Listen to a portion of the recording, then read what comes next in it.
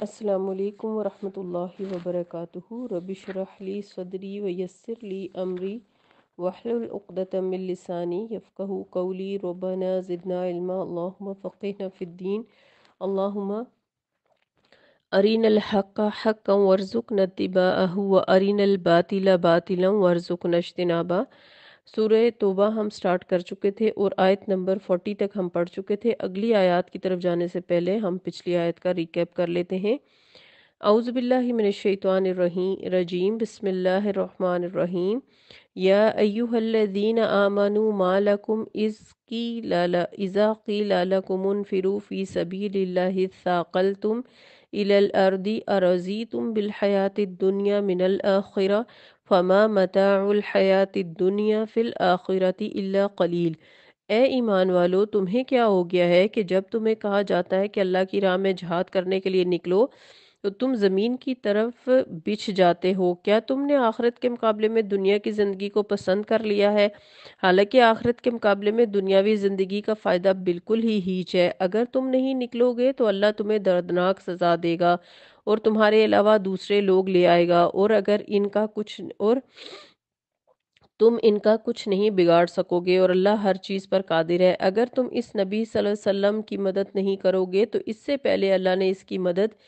کی جب کافروں نے اسے مکہ سے نکال دیا تھا، جبکہ وہ دونوں غار میں تھے اور وہ دو میں سے دوسرا تھا اور اپنے ساتھی سے کہہ رہا تھا غم نہ کرو، اللہ ہمارے ساتھ ہے۔ پھر اللہ تعالیٰ نے اس پر اپنی طرف سے سکون قلب نازل کیا اور ایسے لشکروں سے اس کی مدد کی جو تمہیں نظر نہیں آتے تھے، اور کافروں کے بول کو سرنگو کر دیا، اور بول تو اللہ ہی کا بالا ہے، اور اللہ ہر چیز پر غالب اور حکمت والا ہے۔ یہ آیات جو ہم نے پڑھی تھیں یہ غزوہ تبوک کے حوالے سے تھیں، جس میں مسلمانوں کے مقابل جو لوگ تھے وہ آپس میں اتحاد بنائے ہوئے تھے، اور وہ عیسائی بھی تھے، مشرک قبائل بھی تھے، مدینہ کے منافق بھی تھے اور یہود بھی، یعنی یہ سب لوگ مسلمانوں کے خلاف آپس میں اتحاد کر چکے تھے، جس پر نبی صلی اللہ علیہ وسلم نے غزوہ تبوک میں جانا سب مسلمانوں کے لیے مسٹ قرار دے دیا تھا، اور اس وقت فرض ہو گیا تھا، یعنی فرض عین ہو گیا تھا جہاد کرنا۔ تو ان آیات میں ہم نے یہ پڑھا تھا، اور پھر اسی دوران ہمیں نبی صلی اللہ علیہ وسلم کی ہجرت کا واقعہ پڑھ کے سنایا گیا، ہمیں دیا گیا، جو میں نے آپ کو پڑھ کے سنایا تھا کہ ابو بکر صدیق کو لے کر آپ صلی اللہ علیہ وسلم ہجرت پہ نکلے، اور وہ کیا سارے واقعات تھے جو اس دوران پیش آئے۔ اور یہ اس کے بعد جو آج کے آیات ہیں ان میں ہم مزید جو ہے وہ غزوہ تبوک کو ڈسکس کرتے ہیں۔ آیت نمبر 41، انفروا خفافا وثقالا وجاہدوا باموالکم وانفسکم فی سبیل اللہ ذالکم خیر لکم ان کنتم تعلمون۔ ہلکے بھی ہو اور بوجھل بھی، اور اپنے اموال اور جانوں سے اللہ کی راہ میں جہاد کرو، یہی بات تمہارے حق میں بہتر ہے اگر تم جانتے ہو۔ اس جملے کے کئی مطلب ہو سکتے ہیں، یعنی خواہ برضا اور رغبت نکلو یا با کراہت نکلو، یعنی خوشی سے نکلو یا ناخوشی سے، اور بوجھل دل سے نکلو یا بے سر و سامانی کی حالت میں نکلو یا ساز و سامان کے ساتھ، خواہ تم پیدل ہو یا سوار ہو، اکیلے ہو یا عیالدار ہو، مفلس ہو یا نادار، جو بھی صورت ہو تمہیں اللہ کی راہ میں نکلنا ضروری ہے۔ یہ وہی غزوہ تبوک کی بات ہے، اور نکلنا چاہیے تمہیں، اور اپنے مالوں اور جانوں کے ذریعے سے جہاد کرنا ہی تمہارے حق میں بہتر ہے۔ اس آیت سے یہ بھی معلوم ہوتا ہے کہ جب تک کوئی اسلامی حکومت جہاد کا عام اعلان نہ کرے اس وقت تک جہاد فرض کفایہ ہوتا ہے، لیکن جب ایسا اعلان کر دے تو جہاد مسلمانوں پر فرض عین بن جاتا ہے۔ اس کے بعد آیت نمبر 42، لو کانا ارضا قریبا وسفرا قاصدا لاتبعوک ولکن بعدت علیہم الشقہ وسیحلفون باللہ لو استطعنا لخرجنا معکم یہلکون انفسہم واللہ یعلم انہم لکاذبون۔ اگر دنیاوی فائدہ قریب نظر آتا اور سفر بھی واجبی سا ہوتا تو یہ منافق آپ صلی اللہ علیہ وسلم کے ساتھ ہو لیتے۔ اگر یہ مسافت انہیں کٹھن معلوم ہوئی تو لگے اللہ کی قسمیں کھانے، مگر یہ مسافت انہیں کٹھن معلوم ہوئی تو لگے اللہ کی قسمیں کھانے، اگر ہم تمہارے ساتھ نکل سکتے تو ضرور نکلتے، یہ لوگ اپنے آپ ہی کو ہلاک کر رہے ہیں اور اللہ خوب جانتا ہے کہ یہ لوگ یقیناً جھوٹے ہیں۔ آپ دیکھیں کہ پیچھے بھی منافقوں کے یہی عذر اور بہانے تھے، اور اس آیت میں بھی یہی بتایا جا رہا ہے، یعنی اگر تھوڑی سی محنت کے بعد منافقوں کو مال غنیمت ہاتھ آ جانے کی توقع ہوتی اور سفر بھی اتنا طویل اور پرمشقت نہ ہوتا تو پھر یہ منافق یقیناً آپ صلی اللہ علیہ وسلم کے ساتھ نکلنے کو تیار ہو جاتے، لیکن شام تک کا سفر، وہ بھی شدید گرمی کے موسم میں، جبکہ سواریاں بھی بہت کم ہیں اور آگے مقابلہ بھی ایک بہت دبدبے والی حکومت سے ہے جہاں فتح کے بجائے ناکامی کے آثار دکھائی دیتے ہیں، تو ایسی صورت میں یہ کیسے آپ صلی اللہ علیہ وسلم کا ساتھ دے سکتے ہیں؟ اب تو وہ یہی قسمیں کھائیں گے کہ اس وقت ہمارے حالات سازگار نہیں، ورنہ ہمیں آپ کے ہمراہ جانے میں کوئی عذر نہ ہوتا، اور وہ جھوٹے اس لحاظ سے نہیں ہیں کہ حقیقتاً جو باتیں اور خدشات انہیں جہاد پر جانے سے روک رہے ہیں انہیں وہ اپنے دلوں میں چھپائے ہوئے ہیں، وہ آپ صلی اللہ علیہ وسلم کے سامنے ظاہر کر ہی نہیں سکتے، لہٰذا ادھر ادھر کی باتیں عذر کے طور پر پیش کر رہے ہیں۔ آیت نمبر 43، عفا اللہ عنک لما اذنت لہم حتی یتبین لک الذین صدقوا وتعلم الکاذبین۔ اے نبی صلی اللہ علیہ وسلم، اللہ آپ صلی اللہ علیہ وسلم کو معاف کرے، آپ صلی اللہ علیہ وسلم نے انہیں کیوں پیچھے رہنے کی اجازت دے دی، حالانکہ آن کے آپ صلی اللہ علیہ وسلم پر یہ واضح ہو جاتا کہ ان میں سے سچے کون ہیں اور جھوٹے کون ہیں۔ آپ صلی اللہ علیہ وسلم پر عتاب سے پہلے ہی معافی کا اعلان اللہ تعالیٰ نے اس آیت میں کیا ہے۔ اس موقع پر منافقوں نے یہ روش اختیار کی کہ جھوٹے ہیلے بہانے تراش کر آپ صلی اللہ علیہ وسلم سے مدینے میں رہ جانے کی اجازت طلب کرتے، یعنی جنگ میں نہ جانا چاہتے، اور آپ بھی کسی حد تک یہ جاننے کے باوجود کہ ان کی یہ معذرت حقیقی نہیں بلکہ عذر لنگ ہے،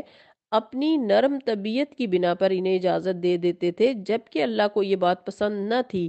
اللہ کو یہ منظور تھا کہ ان منافقوں کا خبث باطن، یعنی ان کے دل میں جو ایک دل کے جی ہم جو ہے وہ منافقین کے بہانے پڑھے تھے، ریکارڈنگ جو ہے وہ بیچ میں مس ہو گئی، اس لیے میں دوبارہ سے اس کو ریکارڈ کر رہی ہوں کہ آیت نمبر 43 میں اللہ تعالیٰ نبی صلی اللہ علیہ وسلم کو پکار کر کہتے ہیں کہ اللہ آپ صلی اللہ علیہ وسلم کو معاف کرے، آپ صلی اللہ علیہ وسلم نے انہیں کیوں پیچھے رہنے کی اجازت دی جنگ سے، حالانکہ آپ پر یہ واضح ہو جاتا کہ ان میں سے کون سچا اور کون جھوٹا ہے۔ تو اللہ تعالیٰ کو یہ بات پسند نہیں تھی کہ آپ صلی اللہ علیہ وسلم ان کے ساتھ اتنی نرمی دکھائیں اور ان کو جو ہے وہ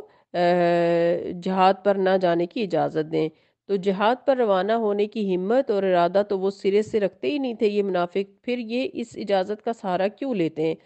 کیوں نہ ننگے ہو کر سامنے آئیں؟ اس صورتحال پر اللہ کا عتاب ہوا، مگر ساتھ ہی اللہ نے اپنے حبیب صلی اللہ علیہ وسلم پر کمال عنایت بھی ظاہر کی کہ تقصیر بیان کرنے سے پہلے ہی معافی کا اعلان کر دیا۔ آیت نمبر 44، لا یستاذنک الذین یؤمنون باللہ والیوم الآخر ان یجاہدوا باموالہم وانفسہم واللہ علیم بالمتقین۔ جو لوگ اللہ پر اور آخرت کے دن پر ایمان رکھتے ہیں وہ آپ صلی اللہ علیہ وسلم سے ایسی رخصت نہیں مانگتے کہ انہیں اپنے مالوں اور جانوں سے جہاد کرنے سے معاف رکھا جائے، اور اللہ پرہیزگاروں کو خوب جانتا ہے۔ اللہ اور آخرت پر ایمان سے مراد اللہ کے وعدوں کو سچا سمجھنا ہے۔ اس آیت میں یہاں اللہ پر ایمان لانے سے مراد اللہ کے وہ وعدے ہیں جو اس نے فتح اور نصرت سے متعلق مسلمانوں سے کیے ہیں، اور آخرت پر ایمان سے مراد بھی جنت میں داخل کرنے اور بڑے درجات عطا کرنے کے وعدے ہیں۔ اس لحاظ سے جن لوگوں کا اللہ اور آخرت پر ایمان ہے وہ تو فوراً اپنے مال اور جانوں سے جہاد پر روانہ ہو جائیں گے، اور ایسے لوگوں کو رخصت مانگنے کی نوبت ہی پیش نہیں آتی۔ البتہ جن منافقوں کا یہ یقین ہی نہیں کہ اللہ کے وعدے کے مطابق مسلمانوں کو فتح نصیب ہوگی اور نہ ہی آخرت کے وعدوں پر پورا یقین ہے، وہ بس اپنے دنیاوی مفادات ہی کا موازنہ کرنے میں مشغول رہتے ہیں۔ کبھی یہ نہیں سوچتے کہ شاید ان کا جہاد پر جانا فائدہ مند ثابت ہو، اور کبھی یہ خیال نہیں آتا کہ کہیں الٹا لینے کے دینے نہ پڑ جائیں اور وہی موت سے دوچار ہونا پڑے۔ بس اسی گو مگو کی حالت میں پڑے سوچتے ہیں، بالآخر انہیں یہی ترکیب کامیاب نظر آتی ہے کہ ہیلوں بہانوں سے آپ صلی اللہ علیہ وسلم سے معذرت کر لیں تاکہ ان کے جھوٹ اور بدنیتی پر پردہ پڑا رہے۔ آیت نمبر 46، وَلَوْ أَرَادُوا الْخُرُوجَ لَأَعَدُّوا لَهُ عُدَّةً وَلَكِنْ كَرِهَ اللَّهُ بِعَثَاهُمْ فَثَبَّتَهُمْ وَقِيلَ اقْعُدُوا مَعَ الْقَاعِدِينَ۔ اگر ان کا ارادہ نکلنے کا ہوتا تو وہ اس کے لیے تیاری بھی کچھ کرتے، لیکن اللہ کو ان کی روگانگی پسند ہی نہ تھی، لہٰذا اس نے انہیں سست بنا دیا اور کہہ دیا کہ تم بیٹھ رہنے والوں کے ساتھ بیٹھے ہی رہو۔ اور اس سے پہلی آیت نمبر 45 جو ہے وہ رہ گئی ہے، وہ دوبارہ دیکھ لیجئے۔ انما یستاذنک الذین لا یؤمنون باللہ والیوم الآخر وارتابت قلوبہم فہم فی ریبہم یترددون۔ آپ صلی اللہ علیہ وسلم سے رخصت صرف وہی لوگ مانگتے ہیں جو اللہ پر اور آخرت پر ایمان نہیں رکھتے، اور ان کے دل شک میں پڑے ہوئے ہیں اور وہ اپنے اسی شک میں متردد ہیں۔ یعنی اس سے پہلے والی آیت میں ہم نے پڑھا کہ آپ صلی اللہ علیہ وسلم سے اجازت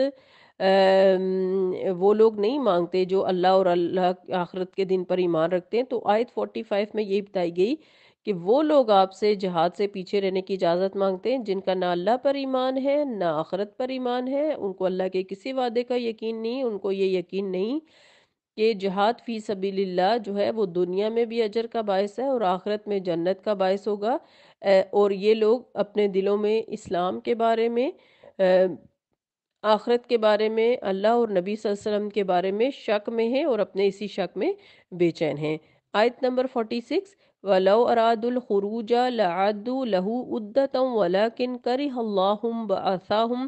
فَثَبَّتَهُمْ وَقِيلَ اقْعُدُوا مَعَ الْقَاعِدِينَ۔ اگر ان منافقین کا ارادہ نکلنے کا ہوتا تو وہ اس کے لیے کچھ تیاری کرتے۔ دیکھیں نا، عام معاملات میں بھی تو انسان کہیں سفر پہ جانے کے لیے تیاری کرتا ہے، اور لیکن یہ جہاد پر جانے کے ان کے شروع سے ارادے ہی نہیں تھے، اس لیے انہوں نے کوئی تیاری نہیں کی، لیکن اللہ کو ان کی روگانگی پسند بھی نہ تھی، لہٰذا اس نے انہیں سست بنا دیا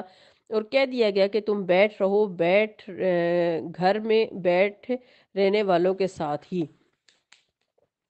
تو منافقوں کی سچائی کا معیار بتایا جا رہا ہے، اگر انہوں نے جہاد کی تیاری مکمل طور پر کر لی ہوتی تو پھر کوئی ایسا حادثہ پیش آ جاتا جس وجہ سے وہ فی الواقعہ جہاد پر جانے سے معذور ہوتے، تو اس صورت میں تو ان کی سچائی پر اعتماد کیا جا سکتا تھا، لیکن جس صورت میں انہیں کوئی ایسی فکر لاحق ہی نہ ہوتی ہو اور ان کا سارا دار و مدار صرف ہیلوں بہانوں پر ہی موقوف ہو، تو اس صورت میں انہیں سچا کیسے سمجھا جا سکتا ہے؟ اور حقیقت یہ ہے کہ ایسے لوگوں کی جہاد میں شمولیت اللہ کو پسند بھی نہیں کہ جس سے اسلامی فوج کو ان سے کسی فائدے کے بجائے نقصان کا خطرہ زیادہ ہو، کیونکہ یہ اگر چلے بھی جائیں فوج میں جہاد پہ تو یہ وہاں پہ بھی فتنے ہی کرتے رہتے ہیں، چنانچہ عورتوں اور بچوں کے ساتھ گھر میں ہی بیٹھ رہنا ان کے نصیب میں ہوا، تو اس لیے کہا گیا کہ بیٹھ رہنے والوں کے ساتھ ہی۔ پھر آیت نمبر 47، لو خرجوا فیکم ما زادوکم الا خبالا ولا اوزعوا خلالکم یبغونکم الفتنۃ وفیکم سماعون لہم واللہ علیم بالظالمین۔ اگر وہ نکلتے بھی تو تمہارے اندر خرابی ہی کا اضافہ کرتے اور تمہارے درمیان فتنہ پردازی کے لیے ادھر ادھر دوڑتے پھرتے، پھر تم میں بھی کچھ ایسے لوگ ہیں جو ان کی باتیں دھیان سے سنتے ہیں، اور اللہ ایسے ظالموں کو خوب جانتا ہے۔ تو میدان کارزار میں منافقوں کے فتنے، یعنی ایسے منافقوں سے لشکر مجاہدین میں شامل ہونے پر بھی خیر اور بھلائی کی توقع کم تھی، بلکہ الٹا یہ کئی طرح کی خرابیاں پیدا کر سکتے تھے، مثلا جنگ سے فرار کی راہ اختیار کر کے دوسروں کے حوصلے بھی توڑ دیتے، یا دشمن کو اسلامی لشکر کے حالات سے مطلع کر دیتے، یا اس ساز باز شروع کر دیتے، یا اسلامی لشکر میں اختلاف کا سبب بن جاتے اور ان میں باہمی نزاع پیدا کر دیتے، یا بے بنیاد افواہیں اڑا کر مسلمانوں میں بددلی پھیلانے لگتے، لہٰذا اللہ کی مشیت میں ان کا نہ جانا ہی بہتر تھا۔ تو اسی لیے اللہ تعالیٰ نے فرمایا کہ ان کا نہ جانا ہی بہتر ہے۔ آیت نمبر 48، لَقَدْ ابْتَغُوا الْفِتْنَةَ مِنْ قَبْلُ وَقَلَّبُوا لَكُمُ الْأُمُورَ حَتَّى جَاءَ الْحَقُّ وَظَهَرَ أَمْرُ اللَّهِ وَهُمْ كَارِهُونَ۔ یہ لوگ اس سے پہلے بھی فتنہ انگیزی کر چکے ہیں اور آپ صلی اللہ علیہ وسلم کے امور کو درم برم کرنے کے لیے الٹ پھیر کرتے رہے ہیں، تاں کہ اللہ کا سچا وعدہ اسلام کے غلبہ کا آ گیا اور اللہ کا حکم غالب ہوا جبکہ یہ ناک منہ چڑھا رہے تھے۔ تو عبداللہ بن ابئی کے فتنوں کا بھی یہاں ذکر ہے اور سادہ لوگ مسلمانوں کو ہدایت دی جا رہی ہے، یعنی اے مسلمانوں، تم میں بھی بعض ایسے سادہ لوگ افراد موجود ہیں جو ان منافقوں کی باتیں بڑے غور سے سنتے اور ان سے متاثر بھی ہو جاتے ہیں۔ وہ انہیں اپنا ہمدرد سمجھتے ہیں اور اس کا دوسرا مطلب یہ بھی ہو سکتا ہے کہ مسلمانوں میں کچھ ایسے لوگ بھی موجود ہیں جو منافقوں کے لیے جاسوسی کرتے ہیں تاکہ مسلمانوں کے حالات سے انہیں مطلع کرتے رہیں، اور ایسے مسلمانوں کی نیت میں چونکہ فطور نہیں ہوتا، اس لحاظ سے ان کی یہ اطلاعات مسلمانوں کے حق میں مفید بھی ہو سکتی ہیں۔ یعنی جب وہ مسلمانوں کی اولو العزمی اور بے جگری سے لڑنے کے واقعات منافقوں سے بیان کریں گے تو خام خواہ ان کے دلوں پر مسلمانوں کی ہیبت قائم ہوگی۔ تاہم اس آیت میں مسلمانوں کو یہی تنبیہ کی جا رہی ہے کہ ایسے سادہ لوگ مسلمانوں کے بارے میں بھی تمہیں احتیاط ہی ملحوظ رکھنی چاہیے، کہیں ان کی یہی سادہ لوئی تمہارے لیے کسی فتنے کا باعث نہ بن جائے۔ اور پھر اس میں یہ بھی بتایا جا رہا ہے کہ عبداللہ بن ابئی کا فتنہ، یعنی منافقوں کی فتنہ انگیزیوں کی فہرست بڑی طویل ہے۔ عبداللہ بن ابئی کو دراصل آپ صلی اللہ علیہ وسلم کی مدینہ میں تشریف آوری ایک آنکھ نہ بھاتی تھی۔ آپ صلی اللہ علیہ وسلم کی آمد سے بیشتر عبداللہ بن ابئی کے سر پر اوس و خزرج دونوں کی سرداری کا تاج رکھا جانے والا تھا۔ آپ صلی اللہ علیہ وسلم تشریف لائے تو اس کی سرداری کا معاملہ کھٹائی میں پڑ گیا۔ یہی وہ حسد اور کینہ تھا جس نے اسے اسلام اور مسلمانوں کی دشمنی پر عمر بھر اکسائے رکھا۔ غزوہ بدر سے پہلے اس کی قریش مکہ سے مراسلت رہی، پھر جب بدر میں قریش مکہ کو شکست فاش اور مسلمانوں کو عظیم فتح نصیب ہوئی تو یہ جل بھن گیا، مگر اپنے مفادات کو ملحوظ رکھتے ہوئے ظاہری طور پر تو اسلام قبول کر لیا، مگر دل میں اسلام دشمنی بدستور موجود رہی۔ جنگ احد میں اس نے مسلمانوں سے غداری کی اور نہایت نازک موقع پر اپنے 300 ساتھیوں کو لشکر سے کاٹ لایا تاکہ مسلمان شکست سے دوچار ہو جائیں۔ زندگی بھر اس کی ہمدردیاں یہودیوں سے رہیں، انہیں اکسا کر مسلمانوں کے خلاف جنگ پر آمادہ کرنا اس کا پسندیدہ شغل تھا۔ وہ بھی اس کی مہربانی سے مسلمانوں کے ہاتھوں پٹتے ہی رہے اور ہر موقع پر اللہ کی تائید مسلمانوں کے شامل حال رہی۔ غزوہ بنو مستلق سے واپسی پر اس نے سیدہ عائشہ رضی اللہ عنہ پر تہمت لگا دی اور رسول اللہ صلی اللہ علیہ وسلم اور مسلمانوں کو ذہنی خوف میں مبتلا کیے رکھا، یہاں تک کہ اللہ تعالیٰ نے سیدہ عائشہ رضی اللہ عنہ کی بریت نازل فرمائی۔ اسی غزوے میں اس نے انصار کو اکسایا کہ اس نبی کو مدینہ سے نکال دو، پھر مسجد زرار تعمیر کر کے ان کی ناپاک سازشوں کے لیے ایک نیا اڈا بنا لیا اور قصر روم سے ساز باز شروع کر دی۔ غرض ہر موقع پر اس کی انتہائی کوشش یہ تھی کہ اسلام مغلوب ہو اور مدینہ کا رئیس اعظم میں بن جاؤں۔ آخر یہی حسرت دل میں لیے ہوئے اس نے اس جہان سے کوچ کیا۔ تو اس لیے یہاں پر یہ بتایا جا رہا ہے کہ یہ منافقین جو ہیں یہ ہمیشہ فتنے کی تلاش میں رہتے ہیں۔ پھر یہ ٹاپک ابھی منافقین والا چل رہا ہے، چونکہ زیادہ لمبی تفسیر ہو جاتی ہے تو پھر آپ کے لیے سننا مشکل ہو جاتا ہے۔ اسی کو ہم انشاءاللہ یہیں سے کنٹینیو کریں گے اور مزید جانیں گے کہ منافقین جو ہے وہ کس طرح، جب بھی نبی صلی اللہ علیہ وسلم جو ہے وہ کسی غزوے کا اعلان کرتے تو اس کے راستے میں بہانے کر کے رکاوٹیں بنتے اور مسلمانوں کے حوصلے بھی پست کرنے کی کوشش کرتے، کیونکہ انہیں کبھی یقین نہیں ہوتا تھا کہ مسلمانوں کو فتح ہوگی اور یہ فتح جو ہے وہ ہمارے لیے بھی فائدہ مند ہوگی۔ تو ہمارے سیکھنے کی بات یہ ہے کہ جب بھی اسلام کے حوالے سے کوئی کام ہو رہا ہو، کسی کام کی ابتدا ہو رہی ہو، کوئی اچھا کام ہو رہا ہو، تو بینگ اے مسلم ہمیں بھی اس کام میں پیش ہونا چاہیے اور آگے بڑھ کر اپنا حصہ ڈالنا چاہیے، نہ کہ ہم منافقوں والی حرکتیں کرنا شروع ہو جائیں اور شک میں پڑ جائیں کہ پتہ نہیں یہ ہوگا کہ نہیں ہوگا، اور مجھے تو لگتا نہیں کہ اس کام میں کوئی بھلائی ہے، اور مجھے تو نہیں لگتا کہ کامیابی ہوگی۔ اس طرح کی باتیں کر کے ہمیں جو ہے وہ کسی بھی اچھے مقصد کو فوت نہیں کرنا چاہیے اور اپنا حصہ ڈالنا چاہیے۔ اللہ تعالی ہم سب کو دین اسلام کو بہترین طریقے سے سمجھ کر اس میں اپنا مثبت حصہ ڈالنے کی توفیق دے، اور ہر نیکی کے کام میں حصہ ڈال کر ہم جو ہے وہ اپنی بخشش کے اسباب پیدا کر سکیں، آمین۔ اللہم انا نسألک الحسن الخاتمہ، اللہم ثبت بکلمہ لا الہ الا اللہ عند الموت، آمین۔ سبحانک اللہم و بحمدک نشہد ان لا الہ الا انت نستغفرک و نتوب الیک۔ السلام علیکم ورحمۃ اللہ وبرکاتہ۔